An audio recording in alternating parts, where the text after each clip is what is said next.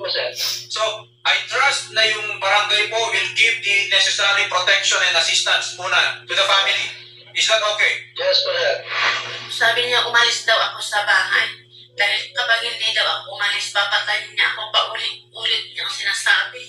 Kaya talagang takot na ako sa kanya. Takot na talaga ako.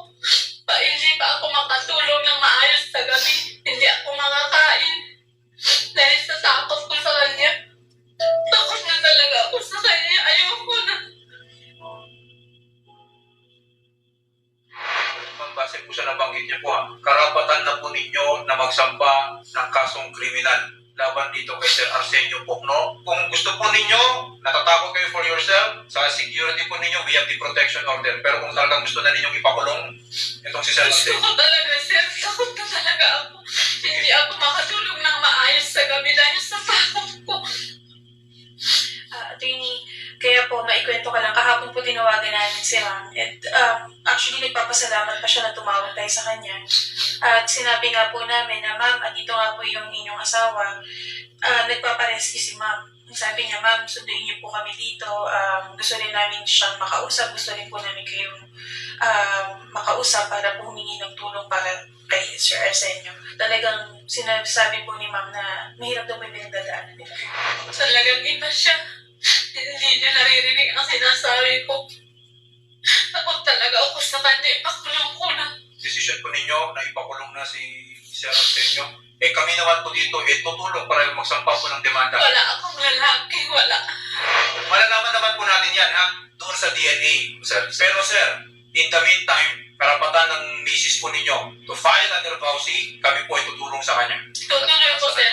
Itutuloy ko. Parang wala akong nagawang maganda sa pamilya namin kung gano'n ang gawin niya sa akin.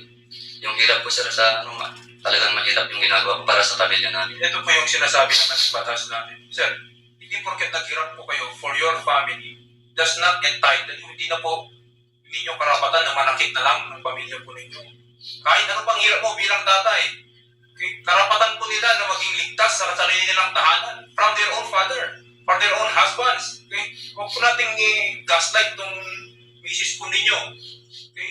Kung madami kang sakripisyo sa pamilya nyo, Thank you. okay? Titigil po ninyo yan sir, ha? Yung Matagal po sir. panununtok and everything. Kami mismo, hahabol sa'yo. Sinuntok Okay. niya nga dito noong August 30 nung gusto ko lang malaman kung bakit siya lumuwas dito. Nung nabasa niya ang text, sinuntok niya dito ng 3 beses. Sir, Nisuntok yun sir. sir, ganito. Inising ko lang. Bakit mo Ginising tapos nagkapasa. Kung hindi gisingin yun, sir, ha? Huwag kang magrason-rason dito. Hindi kaya ko, sir, makulong ko mata. Mapatinggan dahil ka Kaya na gusto na balibanan. makulong tong si sir. Ayoko na. Hindi ko na kaya. na siya sa DNA? Baka Makatakot na siya sa DNA. Sir Jericho, ano bang nangyayari sa loob ng bahay nyo? Kasi nagagalit ko kasi na, sir, lahat na po damay-damay, sinusuntok po si mama. Dinadami na rin po lahat. Pagdaling po kami. Kaya meron po nung araw nung lumaban ako sir. Kaya ako umalis sa bahay ng matagal. Kaya hindi ko po tamang puntahan. Saka na po ako umalis sa bahay dahil nagpunod na dyan na uwari niya. Sir, we will be filing an application for protection order dito po sa mag-ina po ninyo. Kasi mukhang hindi sila ligtas sa'yo. sino ba yung pinaghihinalaan mo? Bigyan mo muna kami sir ng pangalan o tao. Sino? Hindi ko makasabi. Ayun nga sir eh. Kasi baka mamaya naghihinala tayo sa wala naman. Kasi dito naman sir, dito po sa Wanted sa radyo, may hinalaan na pero talagang matibay na ebidensya. Eh sir, tama. Patas naman po kami dito. Nagbibigay sila ng pangalan, nagbibigay sila ng mga larawan na katibayan na meron talaga silang pinagsiselosan. So ikaw sir, magbigay ka ng pangalan na baka maninawan din niya ma'am kung yun ba ay nakakausap niya. Wala ma. Hindi ko masabi ma. Chairman, we will very much appreciate if the barangay will issue protection order to protect si Ma'am Veronica Pugno kasi may nababanggit na instances of abuse. Nakarating po ba sa inyo yun? Thank you. Okay? Titigil po ninyo yun sir, ha? Yung Matagal po sir. panununtok and everything. Kami mismo, hahabol sa'yo. Sinuntok Okay. niya nga dito noong August 30 nung gusto ko lang malaman kung bakit siya lumuwas dito.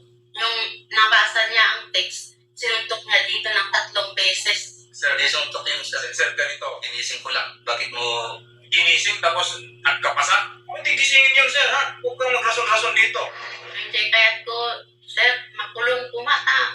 Mapatinggan na kita Kaya na gusto namin balibanan. makulong tong si sir. Ayoko na. Hindi ko na kaya. Na ano na siya sa DNA. Baka Makatakot na siya sa DNA. Sir Jericho, ano bang nangyayari sa loob ng bahay nyo?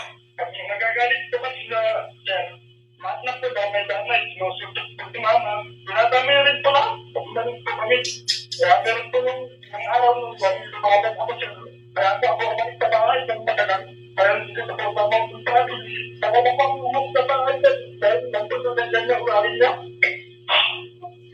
Sir, we will be filing an application for protection order dito po sa mag-ina po ninyo. Kasi mukhang hindi sila ligtas sa'yo. Sino ba yung pinaghihinalaan mo? Bigyan mo muna kami sir ng pangalan o tao.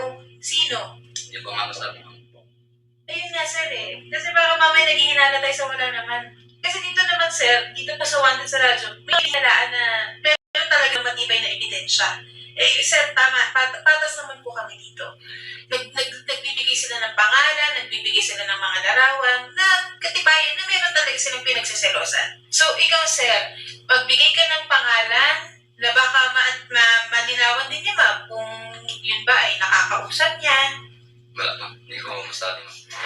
Chairman, we will very much appreciate if the barangay will issue protection order to protect si Ma'am Veronica Pugno kasi may nababanggit na instances of abuse. Nakarating po ba sa inyo yun? Sir, siyang narinig ko po sir. So, I trust na yung barangay po will give the necessary protection and assistance muna to the family. Is that okay? Yes po sir. sabi niya umalis daw ako sa bahay. Dahil kapag hindi daw ako umalis, papatayin niya ako paulit-ulit niyang sinasabi. Kaya talagang takot na ako sa kanya. Takot na talaga ako. Hindi pa ako makatulog ng maayos sa gabi. Hindi ako makakain. Dahil sa takot ko sa kanya. Takot na talaga ako sa kanya. Ayoko na.